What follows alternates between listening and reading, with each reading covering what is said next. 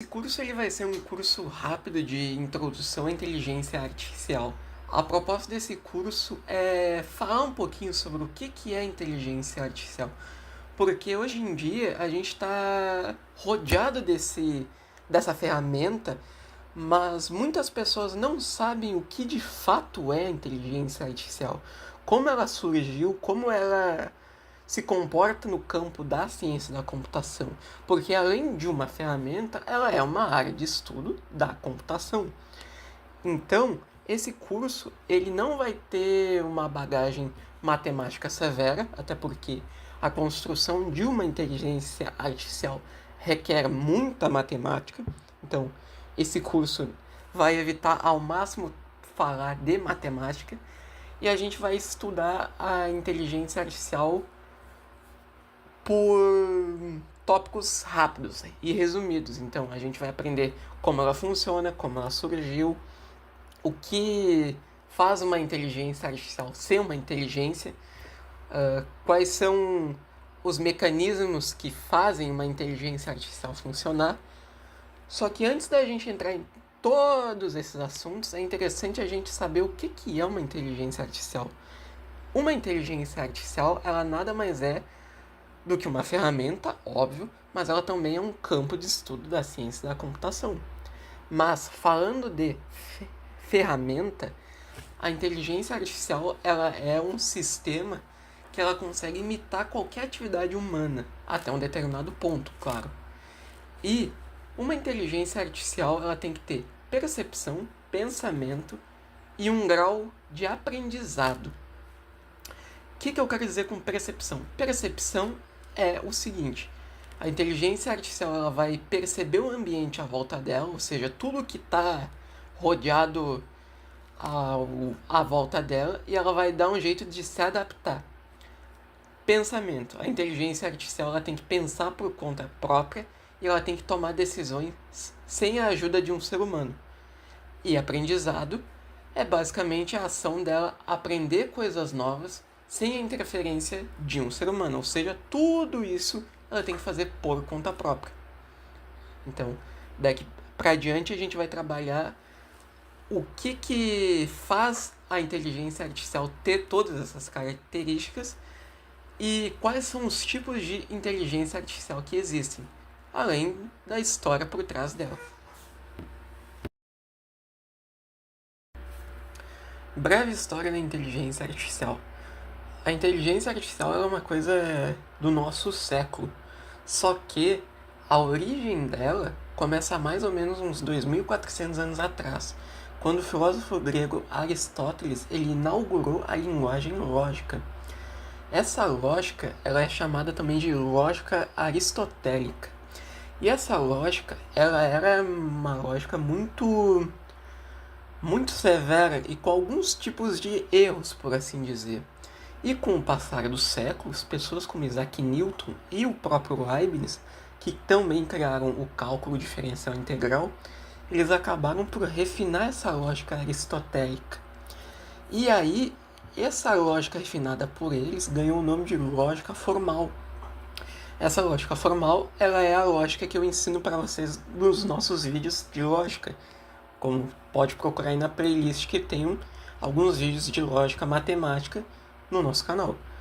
Então, a relação de lógica e de inteligência artificial é muito forte, porque uma inteligência artificial ela tem que ser capaz de pensar por si só e de resolver problemas, ou seja, fazer tarefas.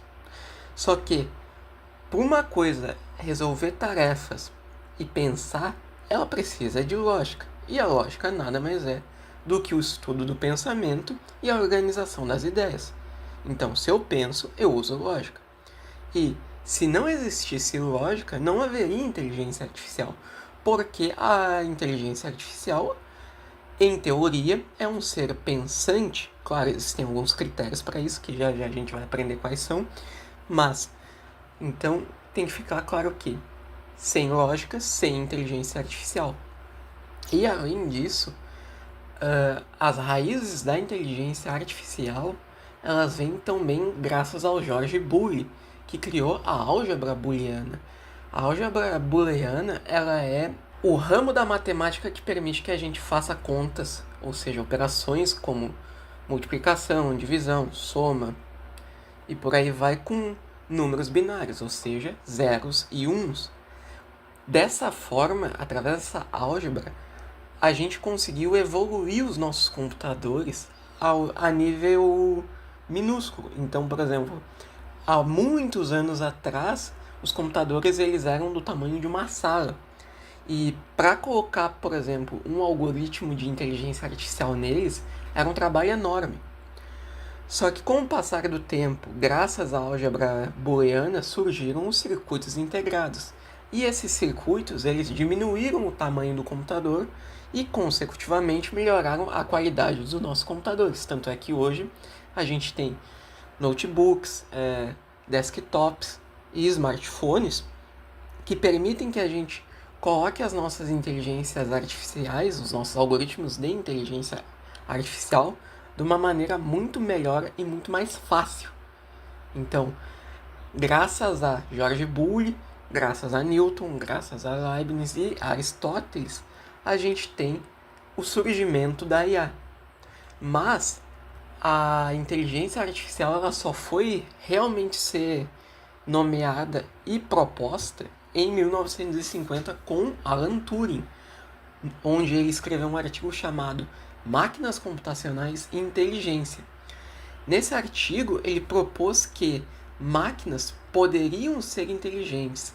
Então, além de Alan Turing ser o pai da ciência da computação, ele também é o pai da inteligência artificial.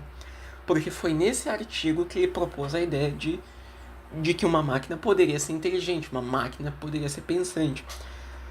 E para isso, ele usou vários conceitos de matemática e de lógica para considerar essa ideia. Só que ele deixou claro que para uma máquina ela poder ser pensante, ou seja, para uma máquina poder ser inteligente, ela precisaria passar pelo teste de Turing. E esse teste de Turing ele mesmo criou. Então, o teste de Turing ele vai consistir no seguinte: a gente vai ter 3 participantes, 2 deles vão ser humanos e o outro vai ser uma máquina, no caso um computador. Um dos seres humanos vai ser o avaliador e ele vai fazer perguntas abertas como você está, o que você gosta, por assim dizer, perguntas onde a pessoa não pode responder sim e nem não, a pessoa é obrigada a falar. Ou seja, a pessoa é obrigada a desenvolver uma resposta complexa sobre o que foi perguntado. Então, o avaliador ele vai fazer perguntas para o ser humano, para outro ser humano e para a máquina. E o objetivo do avaliador ele vai ser de saber diferenciar qual dos 2 participantes é o computador. Ou seja, quem é o computador e quem é o ser humano. Só que se o avaliador ele não conseguir detectar quem é o computador e quem é o ser humano, então a gente pode dizer que a máquina é inteligente. Por que a gente pode dizer isso? Por quê? Porque se o avaliador não sabe dizer quem é quem, ou seja, quem é ser humano e quem é máquina, significa que a máquina consegue responder perguntas abertas igual um ser humano consegue. E se a máquina consegue responder perguntas abertas, significa que a máquina é inteligente o suficiente para pensar e aprender por si própria. E é basicamente isso que o teste de Turing diz. Um dos grandes feitos do teste de Turing é o fato de que esse teste ele consegue prever se uma máquina consegue ou não processar grandes quantidades de informações. O que eu quero dizer com isso? Quando um ser humano ele vai falar, ou quando um ser humano ele vai se comunicar, ele tem que processar grandes quantidades de informações, porque ele tem que pensar para poder formar a ideia dele, ele tem que puxar na memória sobre o que ele está falando sobre um determinado assunto, tudo que ele sabe para poder se expressar, ele tem que articular as palavras, ele tem que formar frases, ele tem que ele tem que falar com sentido aquela determinada frase. E tudo isso é uma grande quantidade de informações que um ser humano normal consegue fazer. Então, se a máquina consegue fazer isso, ou seja, processar grandes quantidades de informações, significa que a máquina também consegue se expressar e pensar como um ser humano. Logo, a máquina vai ser inteligente. E é isso que o teste de Turing faz. Ele tenta descobrir se a máquina é inteligente, vendo se ela consegue processar grandes quantidades de informações através de perguntas abertas. Então, ao longo da história, o teste de Turing ele foi feito em diversas máquinas. Só que eu acho interessante citar dois casos que foram muito promissores, mas no fim falharam. Em 2014, uma máquina ela supostamente acabou vencendo o teste de Turing, porque o computador afirmou que ele tinha 13 anos de idade. Só que os avaliadores que fizeram as perguntas para esse computador, eles fizeram as perguntas de maneira errada. As perguntas não eram perguntas abertas. Então, a máquina, ela realmente disse que tinha 13 anos, só que ela não pode ser considerada inteligente, porque os avaliadores que fizeram as perguntas não fizeram as perguntas de maneira aberta. Então, a máquina não pode ser considerada inteligente, logo ela não passou no teste de Turing. Outro caso interessante é que, numa conferência do Google, no ano de 2018, o CEO da Google, ele usou o Google Assistente para ligar para um salão de beleza. E a IA do Google Assistente conseguiu marcar uma hora num salão de beleza. A IA conversou com outro ser humano de uma maneira normal, como se fosse uma pessoa marcando um horário no salão de beleza. E a pessoa do outro lado da linha nem desconfiou. Só que qual que é o problema? De novo, essa inteligência artificial, essa máquina, não passou no teste de Turing, porque esse tema de marcar hora num salão de beleza, ele não é uma pergunta aberta, ele é um tema específico. E o teste de Turing, ele trabalha com perguntas abertas. E se a máquina não consegue responder perguntas abertas, então significa que ela não é inteligente. Se ela não é inteligente, ela não passou no teste de Turing. Então, o Google Assistente não passou no teste de Turing. Então, continuando a falar sobre a história da inteligência artificial, a gente tem também, no ano de 1943, o Warren McCulloch, que ele desenvolveu uma teoria onde ele dizia que o cérebro humano ele poderia ser descrito através da lógica, que a gente já viu, né? E da própria matemática. Então, para ele, o nosso cérebro ele poderia ser modelado matematicamente. E ele poderia ser expresso através da lógica. Então, neurônios, sinapses, tudo aquilo que existe dentro do cérebro poderia ser recriado com a matemática. E essa recriação, além de usar ferramentas matemáticas, no que se diz respeito à lógica, poderia usar os conectivos lógicos que a gente já estudou no nosso curso de lógica matemática, como o conectivo e, o conectivo ou e o conectivo não. Então, para ele, a única maneira de existir uma inteligência artificial que fosse capaz de aprender alguma coisa e pensar por si só, além de processar informações, seria dessa maneira. É claro que anos à frente surgiu o advento do perceptron, que dá vida a essa ideia do Warren McCulloch, mas isso é um assunto que a gente vai ver mais pra frente, certo? Sobre os neurônios artificiais, que são basicamente a base da inteligência artificial que a gente tem hoje. Características da inteligência artificial. Bom, uma inteligência artificial ela tem algumas características importantes. E uma delas é a característica de agente. Ou seja, agente inteligente. Um agente inteligente nada mais é do que um sistema, por assim dizer, que ele vai perceber o ambiente e nesse ambiente ele vai aprender a como lidar com ele e ele também vai se adaptar. E também ele vai interagir com esse ambiente. Então, a gente tem agentes de software e agentes físicos.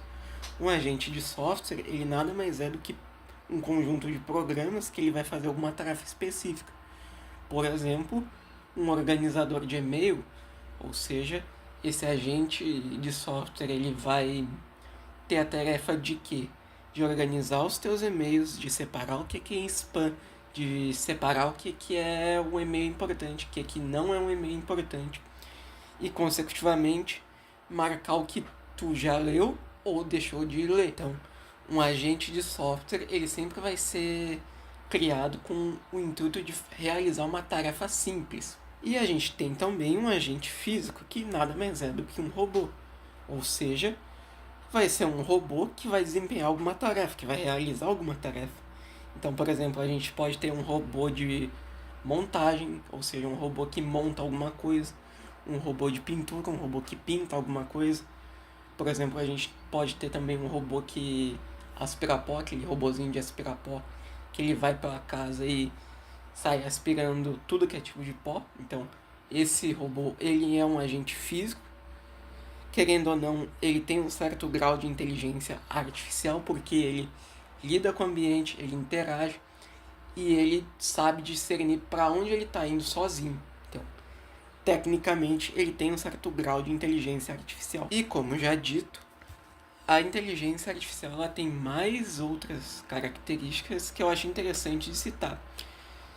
Quem postulou essas características, da mesma forma que quem postulou o termo inteligência artificial, foi o cientista da computação John McCarthy. Isso foi no ano de 1965.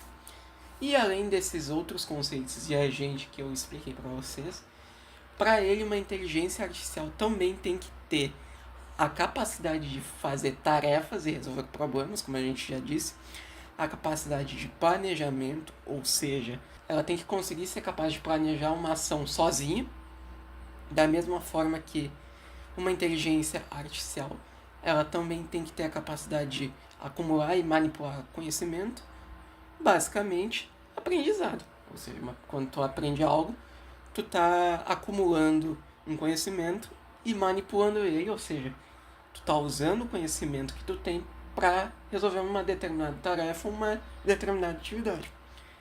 Também ele considera muito importante que uma inteligência artificial ela tem que aprender sozinha ou com supervisão, ou seja, ou uma inteligência artificial ela aprende algo com a ajuda de ser humano ou sem a ajuda de um ser humano, tanto faz. Ela tem que ter um desses dois tipos de aprendizado, com ser humano, sem ser humano.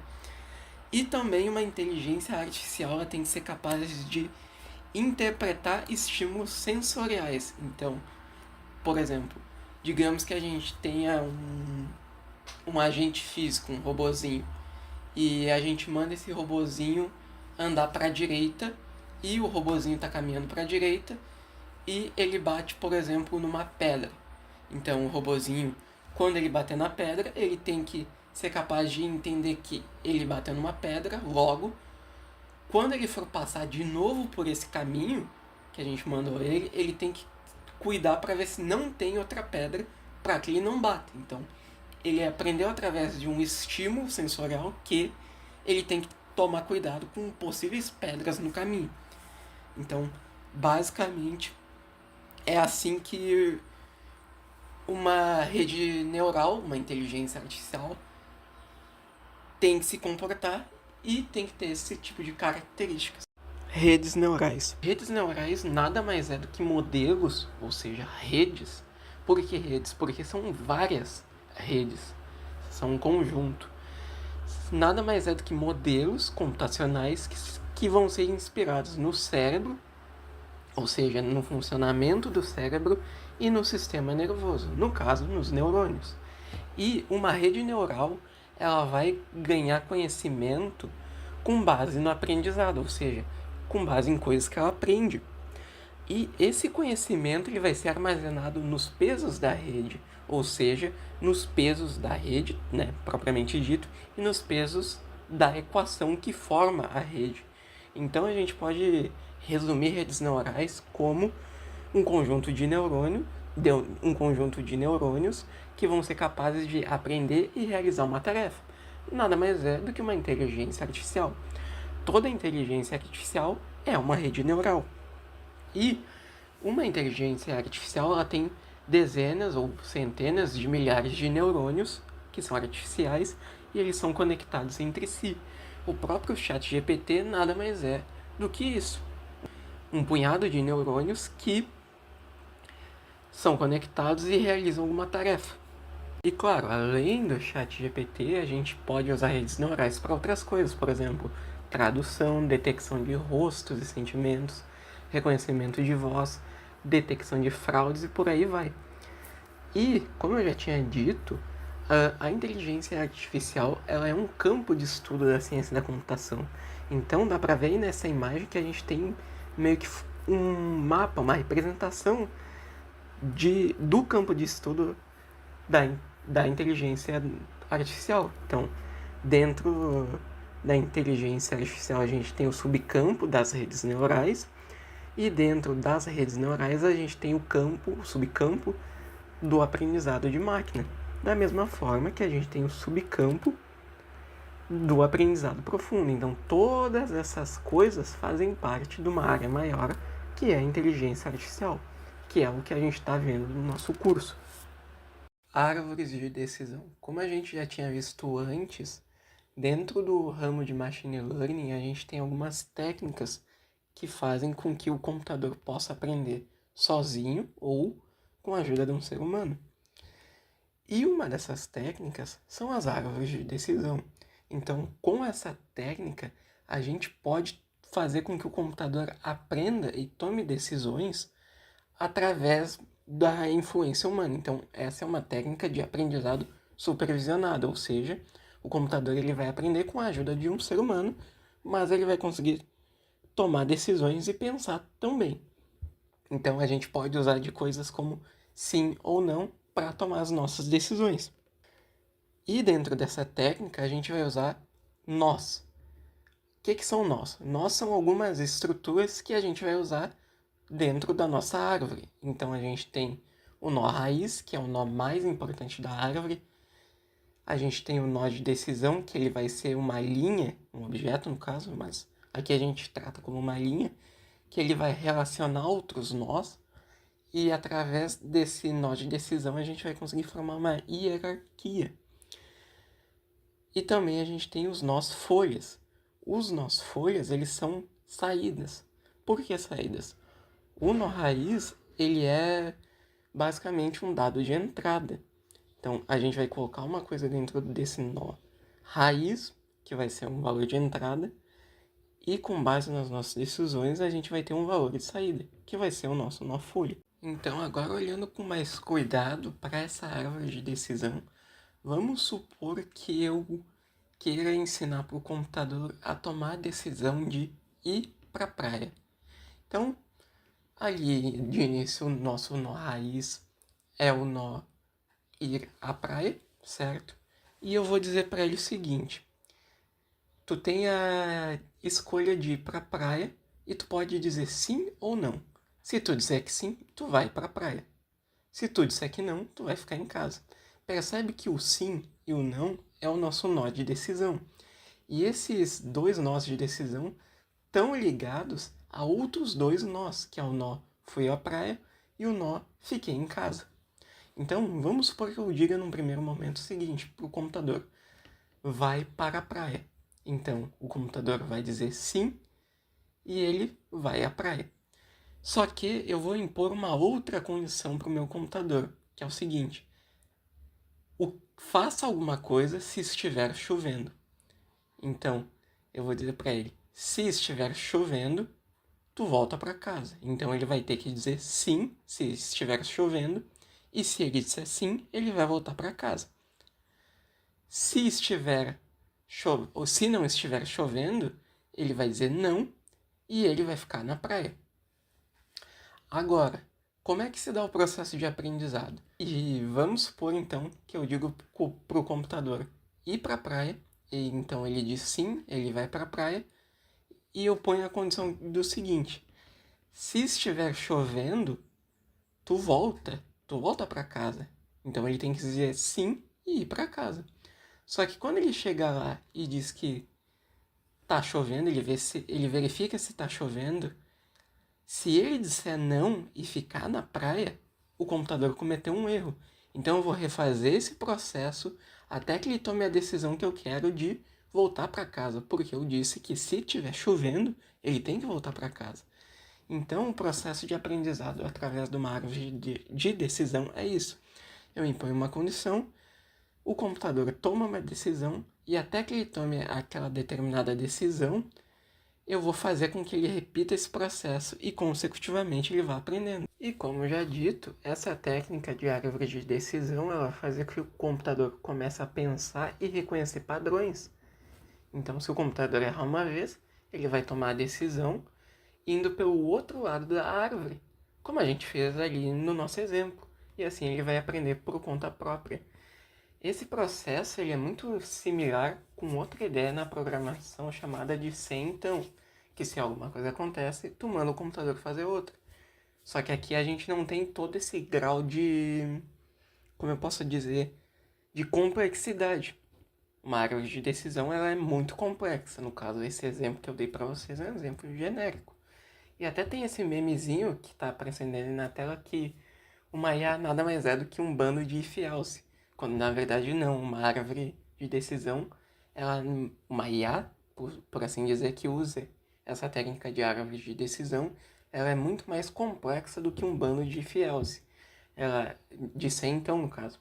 Ela é parecida, mas não é. É muito mais além. Machine Learning, Teorema de Navier-Bayes. Essa é uma técnica de aprendizado profundo de Machine Learning, onde a gente usa o cálculo da probabilidade de um evento com base em outro evento anterior que já aconteceu.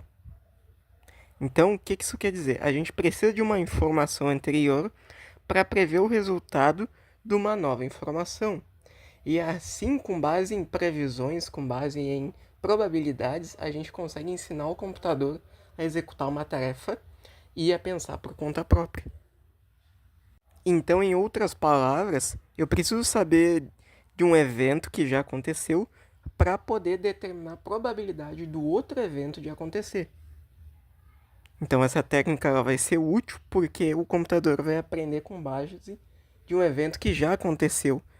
Isso vai permitir que ele tome uma decisão da melhor maneira quando ele estima a probabilidade do próximo evento e assim sucessivamente. Então, através desse teorema que vem da estatística, a gente consegue fazer uma das técnicas de aprendizado de máquina supervisionado.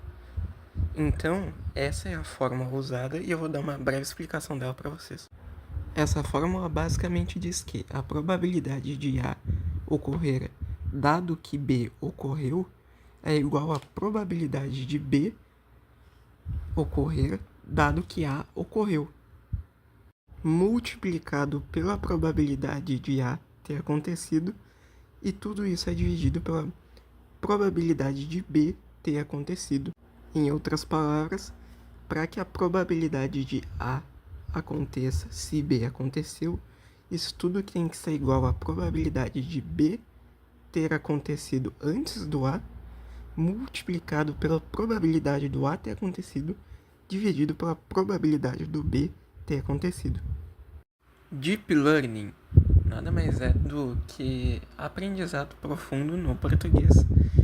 Deep Learning nada mais é do que algoritmos que são inspirados no cérebro humano. Ou seja, são redes neurais, só que mais complexas e com mais camadas.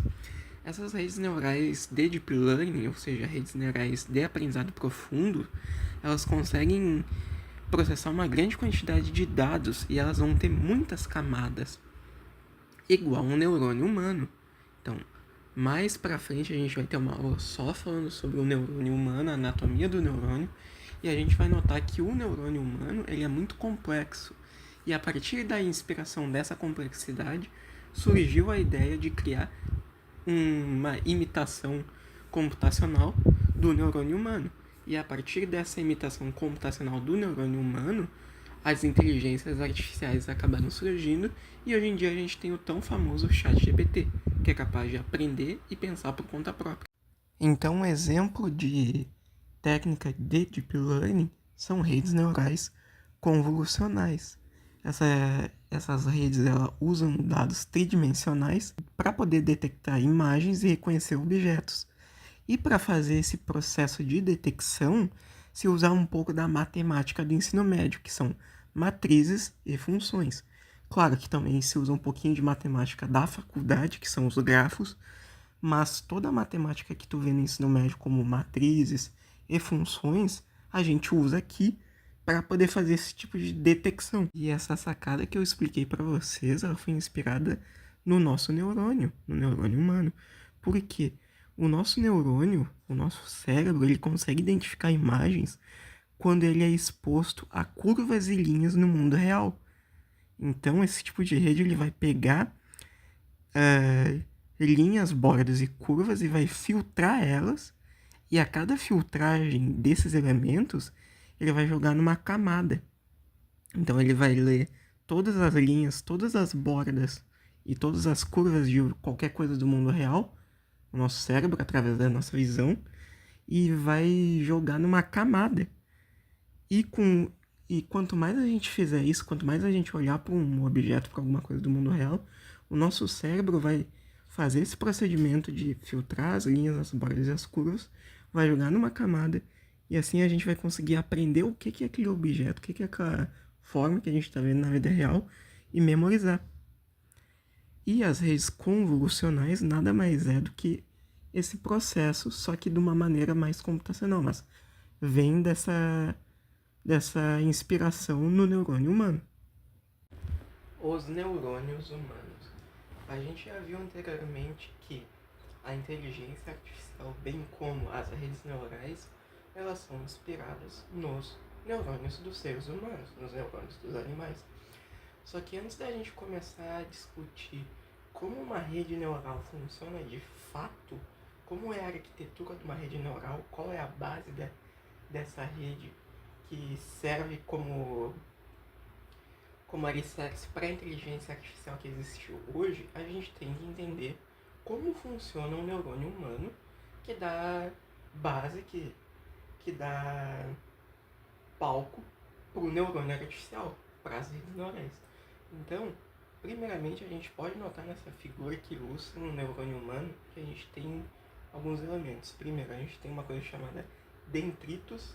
Os dendritos eles vão receber as informações de outras células e de outros neurônios, certo?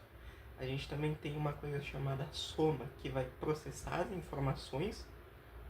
informações que entrarem dentro do neurônio, bem como a gente tem uma coisa chamada axônio, que vai pegar a informação que entrar dentro do neurônio e vai do ponto extremo do neurônio, que é a sinapse, e a sinapse é o lugar onde vai liberar neurotransmissores, ou seja, a sinapse nada mais é do que uma parte do neurônio que vai modelar as conexões entre os neurônios.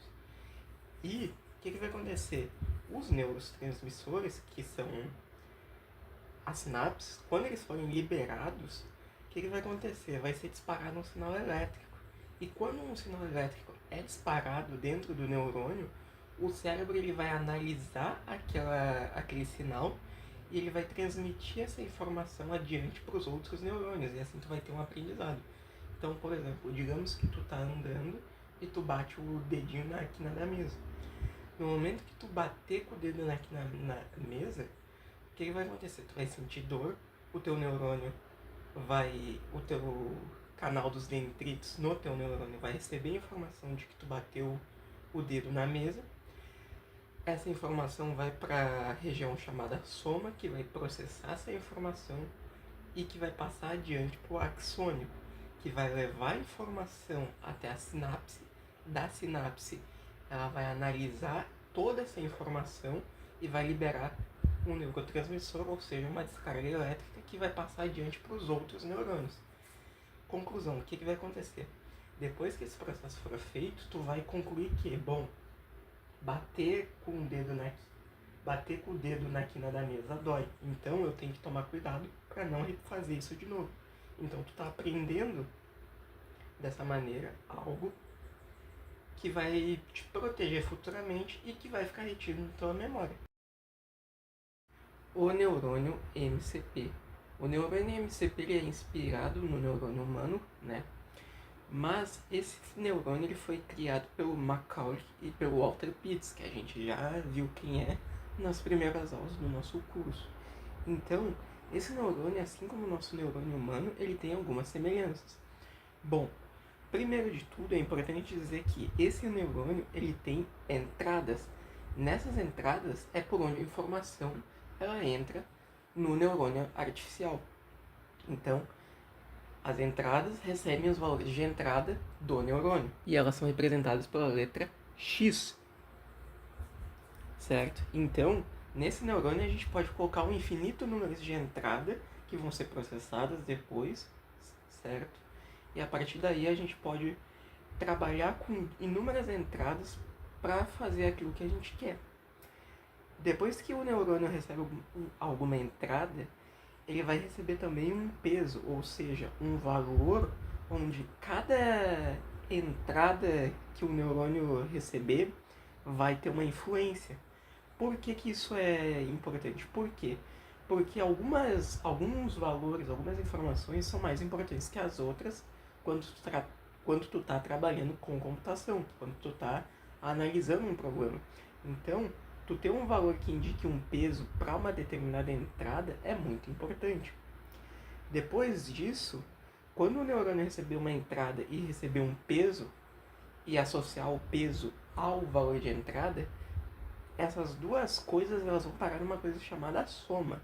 A soma nada mais é do que o resultado da soma ponderada entre os valores de entrada e entre os pesos. Ou seja, tu multiplica o valor da entrada pelo valor do peso, certo?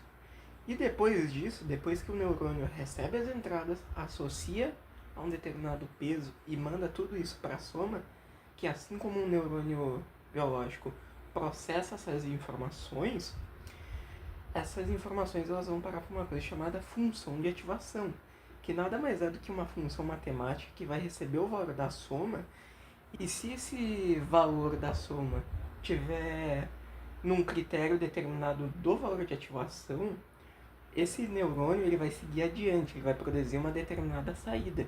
E a saída nada mais é do que o resultado da função de ativação. Então, resumindo, eu entro com o valor de entrada, esse valor de entrada vai ser associado a um peso que vai indicar a importância daquele valor de entrada, daquela informação. Os pesos e as entradas vão ser multiplicados um pelo outro e vão parar dentro da soma. A soma vai processar essas informações e vai jogar para o valor e vai jogar para a função de ativação. Se a função de ativação tiver um valor determinado que a gente queira, a gente vai ter uma determinada saída. E é assim que o computador consegue pensar de maneira artificial, tomar decisões, pensar por si só. Por quê? Porque ele vai processar uma quantidade de informações, vai analisar elas, e se ela estiver batendo com um determinado valor que a gente queira, a gente vai ter uma determinada saída, e conforme o computador vai fazendo isso, ele vai se tornando mais inteligente, mais sábio. Então aqui a gente tem um paralelo muito interessante do neurônio MCP, que é o neurônio artificial, e o neurônio biológico, o neurônio humano. Então tu nota que nos dois a gente tem um canal de entrada. No neurônio MCP isso é representado pela letra X, onde a gente pode ter um número infinito de entradas, assim como no neurônio humano a gente pode ter um número infinito de dendritos que vão receber as informações. A gente tem também os pesos que são associados aos valores de entrada no neurônio MCP, que são representados por W. É claro que, assim como os valores de entrada, tu pode inserir pesos infinitos, valores de pesos infinitos no neurônio MCP. E esses pesos fazem a alusão ao axônio que tem no nosso neurônio normal. E aí também a gente tem nos dois neurônios a soma, que vai processar as informações e vai passar adiante. Quando isso acontece, a informação no neurônio MCP vai para a função de ativação. Se o valor da soma tiver condizente com o valor de ativação que a gente definir, a função de ativação vai passar adiante, vai gerar uma saída ou vai passar para outro neurônio que vai repetir esse mesmo processo e vai gerar um aprendizado ou um resultado. No neurônio biológico é a mesma coisa. A gente vai ter as sinapses que vão receber o valor da soma e quando eles receberem o valor da soma, vai ser emitida uma descarga elétrica e essa descarga elétrica vai ser passada adiante para outro neurônio. E assim tu vai ter um aprendizado e uma retenção de conhecimento. Então, os dois neurônios são muito parecidos porque um é inspirado no outro. O perceptron. Sejam muito bem-vindos à nossa última aula do nosso curso de inteligência artificial. Bom, o perceptron ele foi criado em 1958 pelo Rosenbach, que era um psicólogo. Bom, o perceptron ele é muito importante porque foi a partir dele que toda a inteligência artificial se desenvolveu. O perceptron nada mais é do que um aprimoramento do neurônio MCP que a gente estudou na última aula. E sem a existência do perceptron, não seria possível a existência das inteligências artificiais que a gente tem hoje, como por exemplo o nosso chat GPT. Então, o perceptron ele é muito semelhante ao neurônio MCP, só que a diferença é que o perceptron ele permite que tu interligue vários e vários neurônios da mesma forma que tu pode criar redes neurais infinitas, quase que infinitas, com o perceptron. Então, o perceptron nada mais é do que um modelo matemático que vai conseguir tomar uma decisão binária usando dois ou mais valores de entrada. No caso, essa decisão binária é feita com valores de 0 e 1. E a gente pode inserir infinitos valores de 0 e 1 dentro do nosso perceptron para que ele tome uma decisão. Então, o que ele vai fazer? Ele vai receber uma lista de números com 0 e 1 e a partir dessa lista ele vai pegar um resultado e vai jogar para uma camada de saída. Esse círculo que está aparecendo aí na nossa gravura, ele faz alusão a um neurônio. E cada conexão, ou seja, cada entrada vai estar associada a um determinado peso igual ao neurônio MCP. Então, cada valor de entrada vai ser multiplicado, somado e vai ser jogado dentro do neurônio que vai armazenar esse valor. Consecutivamente vai criar uma camada. E essa entrada, quando multiplicada, ela vai ser armazenada dentro do neurônio. Quando isso acontecer, se a soma passar de um determinado valor, que a gente vai chamar de viés, ou popularmente conhecido como bias, o resultado no final do neurônio vai valer 1. Caso contrário, ele vai valer 0. Então, o perceptron nada mais é do que uma tomada de atitude, ou seja, ele consegue discernir entre sim e não, verdadeiro e falso, a partir de vários valores de entrada. E a partir daí, quando tu repete esse processo e insere várias e várias redes neurais, a partir de perceptrons, tu consegue criar uma inteligência artificial que consiga aprender e executar uma determinada tarefa. Muito obrigado a você que assistiu toda essa playlist de inteligência artificial. Por favor, considere compartilhar para que a gente possa mostrar para